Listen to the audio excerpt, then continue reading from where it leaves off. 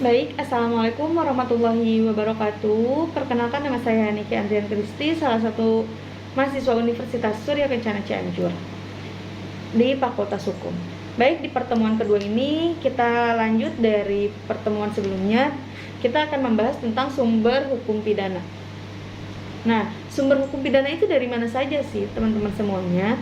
Teman-teman semuanya, sumber hukum pidana itu ada di KUHP WVSMI mulai berlaku 1 Januari 1918. Peraturan-peraturan lain di luar KUHP seperti UU TP Narkotika, UU TP Korupsi. Memori penjelasan KUHP MVT. Hukum pidana adat atau hukum pidana tidak tertulis.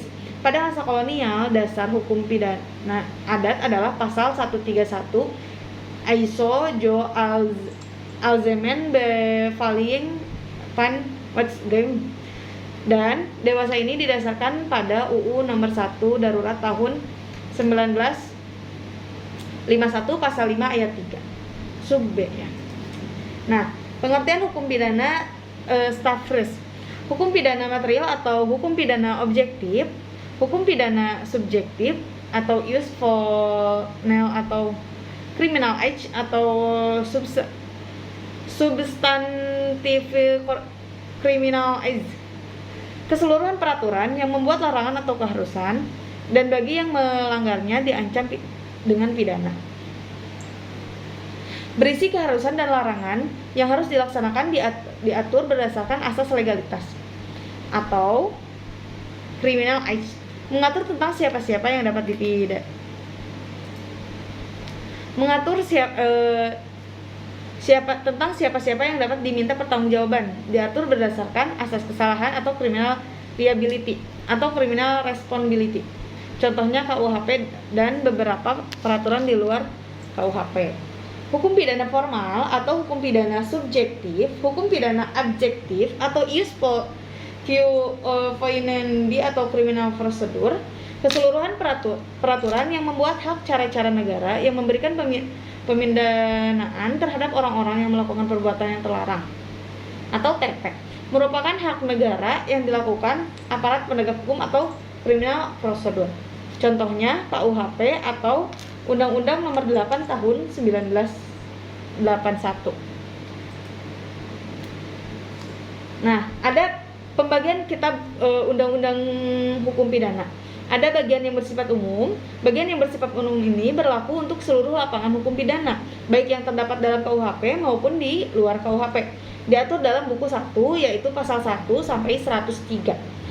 Sekarang ada juga bagian khusus, mengatur perbuatan-perbuatan mana yang dapat dipidana dan disertai ancaman berupa sanksi bagi yang melanggarnya. Diatur dalam buku 2 pasal 104 sampai 488 tentang kejahatan. Buku 3 pasal 489 sampai 569 tentang pelanggaran. Baik, kita lanjut ke berlakunya hukum pidana.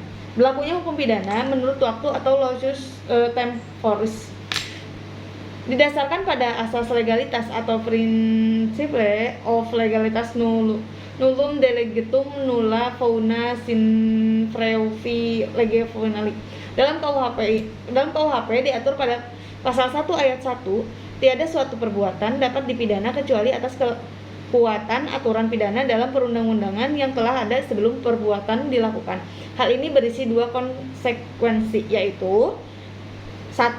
TP harus dirumuskan terlebih dahulu dalam rumusan undang-undang.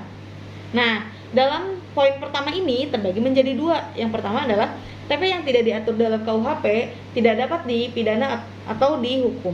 Yang kedua, larangan adanya penafsiran secara analogi.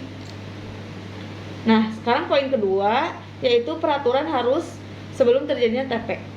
Nah, ini ada beberapa poin. Yang pertama, tidak boleh berlaku surut atau retroaktif. Terus selanjutnya, menjamin individu dari kewenangan-kewenangan penguasa. Terus selanjutnya, sanksi pidana merupakan paksaan atau buang. Tuh teman-teman semuanya.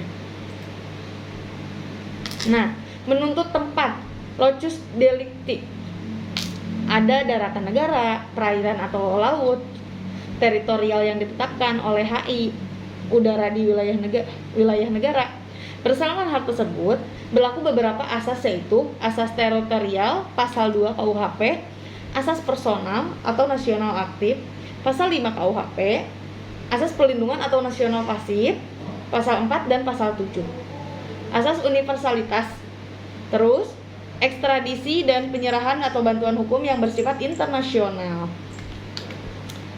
Mungkin cukup sekian yang dapat disampaikan, kurang lebihnya saya mohon maaf. Wabillahi taufiq wal hidayah. Wassalamualaikum warahmatullahi wabarakatuh.